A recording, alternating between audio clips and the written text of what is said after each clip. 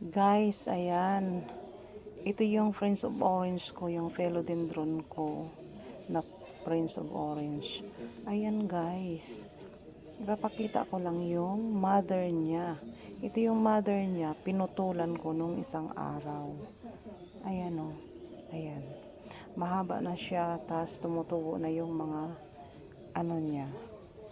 Yung mga babies niya dito sa kanyang steam. Ayan o. Ayan. Ang ganda ng Friends of Orange pag lumalaki na siya. Kasi, yung yung orange niya na murang dahon, lumilitaw na.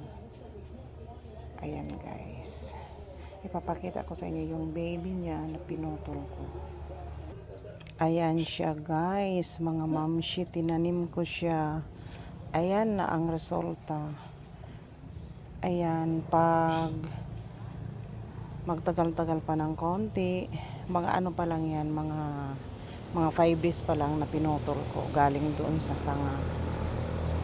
Kasi ito yung malaki-laki. Pag matagal-tagal na guys, lilitaw na yung orange niya, yung murang dahon niya, mag-o-orange na yan. Ayan. Yung isa kong philodendron na pinutol ko, yung Friends of Orange, ipapakita ko ulit. Ayan guys, malaki na siya. Mga 2 months na siguro ito nung pinutol ko, bago ko pinutol. Ayan. Ang ganda-ganda kasi lumitaw na yung ano niya, yung orange niya. Ang lalaki ng mga dahon guys. Sa dahon pa lang, nakakatuwa na. Masayang masaya ako pag nakikita ko yung ganitong result ng inano ko, nung pinupagate ko yung yung mga tanim ko. Successful propagation, tumubo siya. Ang kagandahan lang guys ng philodendron Friends of Orange ay hindi siya maselan.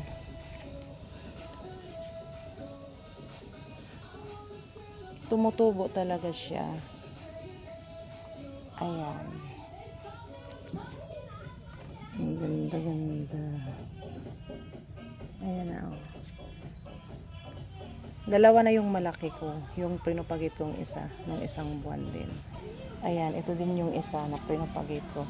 Ang ganda talaga pag nakahilera sila. Ang dami-daming ang dami-dami ko ng collection na philodendron. Pero